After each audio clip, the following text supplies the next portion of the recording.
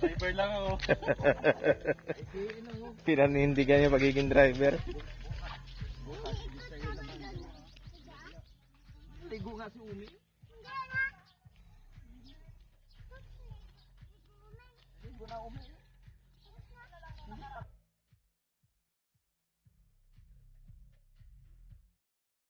So mga kaserbisyo, nasilayan natin ng bahagya yung munting, hindi pala munti para sa akin, ano to bonggang rest house dito sa Barangay Pilar. May nakita akong bunga. May nakita akong bunga mga kaserbisyo. Pinapipitas sa akin ni Tita Talia. Sinasabi ko, kamag-anak na ito. Ito po. Ayan, pipitasin ko na mga kaserbisyo. Aray ka. Hindi ko abot.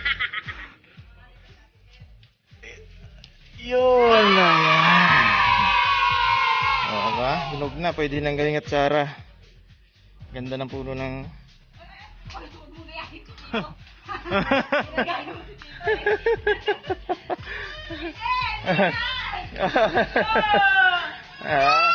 So yun guys, matapos natin makapagpitas ng bunga, tutur ko naman kayo sa loob ng mansion nila, mansion na to para sa akin, itong rest house na to pamanguna ni Prinsipe Jake, paring needs. Tara guys, tutur ko kayo Okay. Yun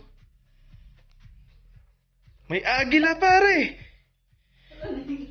May agila.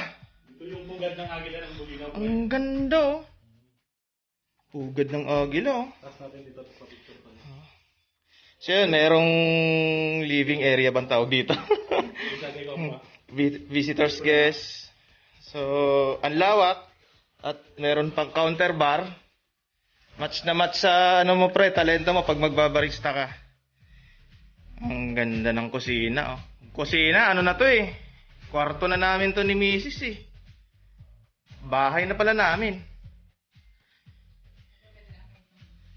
Ayan ganda. May mga room. Room 101, room 102. Tapos pagka magre-relax ka, buksan mo lang to, tanawin mo lang yung beach. Ayan, nandyan.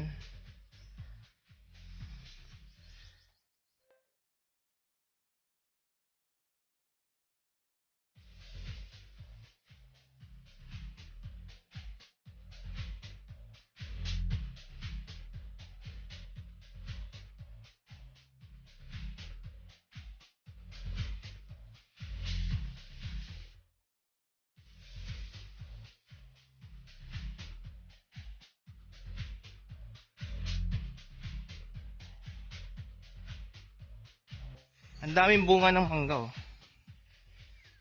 Sama natin si paring Nits. Paring Itong ng Bulinaw. Itong siya sa Bulinaw, Nits sa Manila. You know? You know?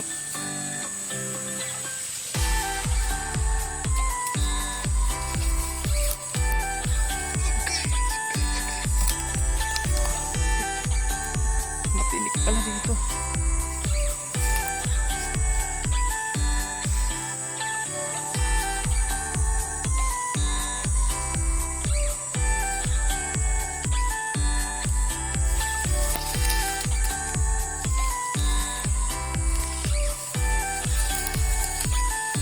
Agay!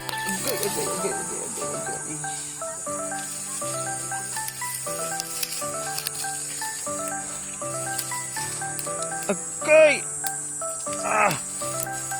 Aray ko po.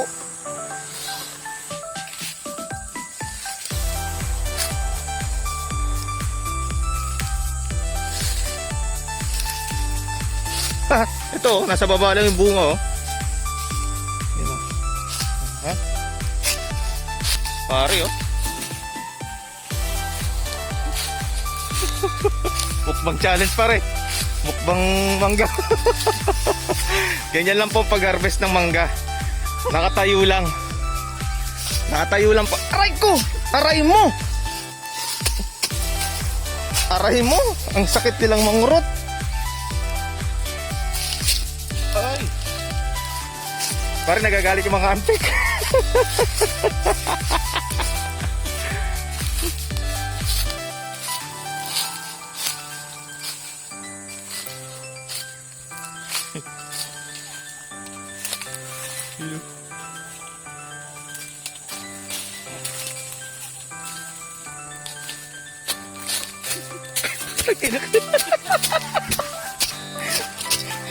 Para tayong mga sundalo. Nagmamarcha. Kaya nga, di na nga makabuo. Kakagatin pa. Ang sakit nilang mangurot. Sigurado mamaya lolobo yan. Ito, dito na lang nga pipitas. Pa isa-isa lang. Yan ah. Ha? Ito. Yung papaya nga kanina, pahirapan ko pang maabot. Ay, naiiwan yung papaya. Teka. Ha?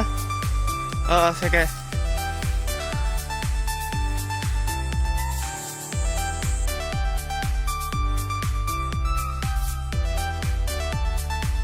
Destination natin mga kaserbisyo ay kukuha daw ng isda si paring Itong.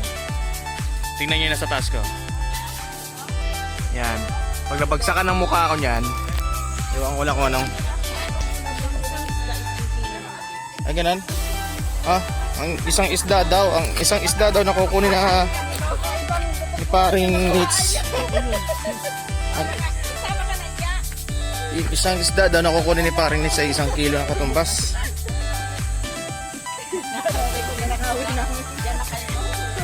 Wala tayong bansa.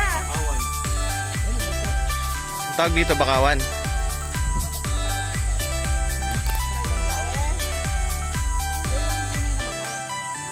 Yung tunay. Yung may mga ugat. Ito pa yung peke ito no? Pinsan ng bakawan to eh.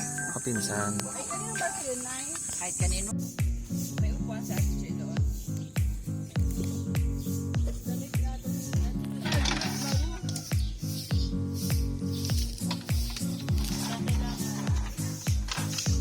Gagawin mga namin mga kaserbisyo. Pupunta kami doon sa fish pen nila. Tapos papakita sa akin ni paring Nits kung paano humuli ng isang isda. Aba, may ano pa Zorotsky oh. Zorotsky. Saan ginagamit niya pare?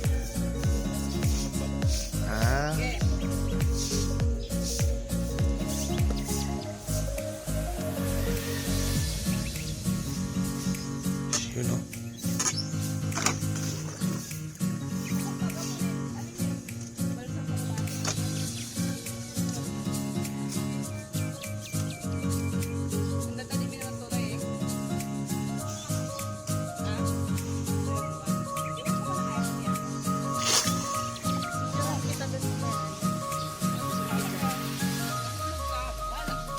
Huli mo na tayo isda. Ay, malaki yata yung bulsa. Para nagdirinig sa kuya eh. Ito malaki oh. Buka kayong dalawa. Ay, mga kaservisyo. Putang ina. Dumudulas ako.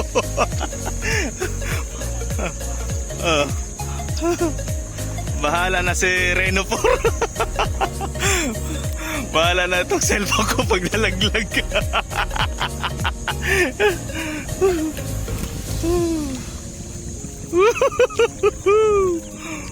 China miss. Hindi ako makapagsalita na. Hindi ako makapag-narita. Alright mga kaservisyo, pupunta kami ngayon sa fish pen. Ito na, nakasakay na kami sa balsa na blue, kung saan tinatakot ako. Ay nako. Nagbabalansi ako ngayon. Hindi ko ayun o. Ayun o. Ay! Putang ina. Putang ina. Putang ina.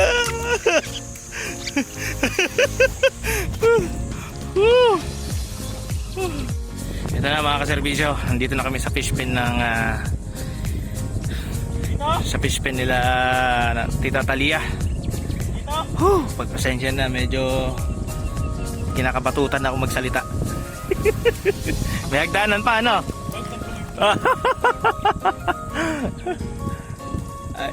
Susunod si Tita Talia? Ayos. Iyan, oh. Salamat sa sponsor. Ako.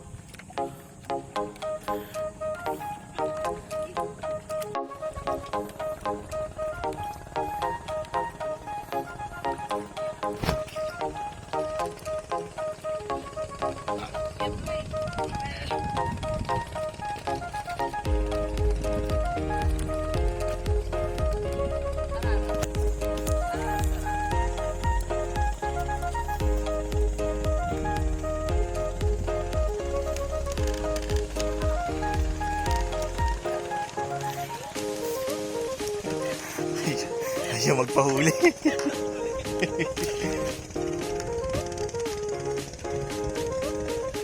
Ano yan? Ina na lang, inaalagaan nyo lang dyan, ilalagay nyo lang yung similya.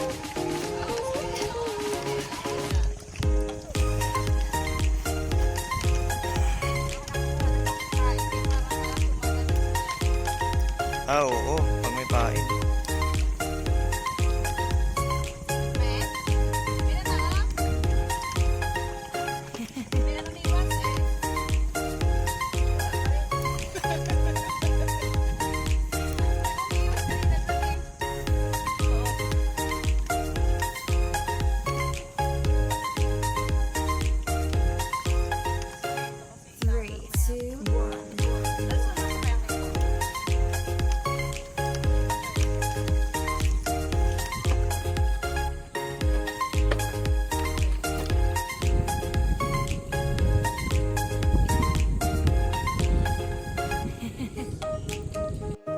Ayan na nga, malaki na yan. Sabi niya, sa totoo lang, ako yung nahuli mo kanina nung una eh.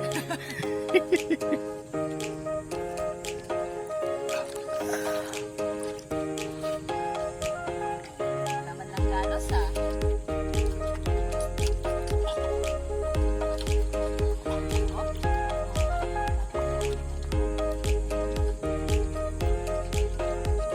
Hindi na ako makabalik. Yung kanina pare, kung paano ka tumalon, bumaba sa balsa. Latagan mo ng net na malapad para makapatong ka. Yan. Yan.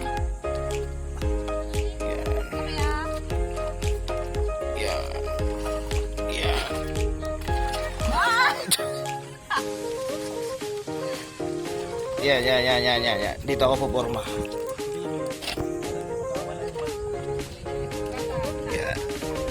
Yan. Yan. Yan. Dali. Pare, ang laking isda umaahon. Siya na nagkusa. Ayan na po mga kaservisyo. Siya na po talaga. Ang isdang kusang lumalapit. Para tatanda ko. Uy, tumatabingo. Ayun na yung isda. Marunong umahon. Nagkukusa. Sana all ng isda ay ganyan. Pang isang buwang ulam na ito mga kaservisyo. Asa nahuli mo pre? 3, 2, 1. Magkakawala sila. Nag-high tide din pala dito.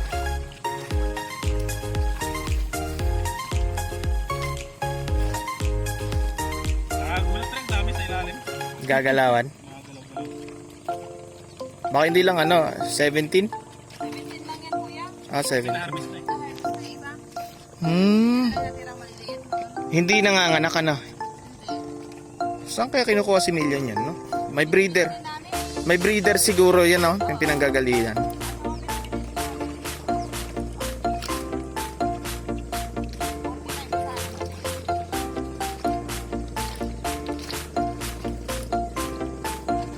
Ah, malaki-laki yung nahuli mo, pare. Plastic.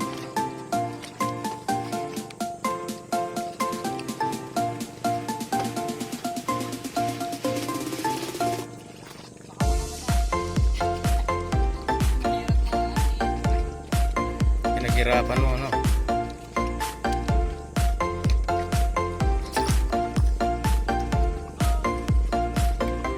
Yung para sa iyan.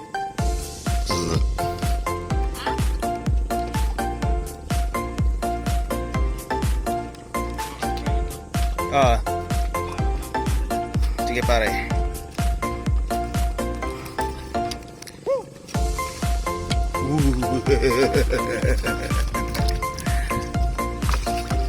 Alright. So, yan pa itsura niya. Malungkot na siya kasi sesentensya na siya mamaya. Alright, mga kaservisyo. Nakakuha na tayo ng isang... Anong tawag sa isda na to? Lapu-lapu. Yan o. Ito may tsura. Lapu-lapu. Mabalik na kami mga servisyo doon sa pinanggalingan namin sa kami nanggaling. Doon kami nanggaling kanina. Ah, doon yata. Saan ba? Basta doon. Para lang makakahuli ng isang isda na pang-ulam na lapu-lapu, naobliga yung manguhuli na magpakain sa mga isda. Siya na mismo ang pumasok sa kulungan ng mga alagang isda ni Tita Talia. Ayan. Pabalik na kami sa dako.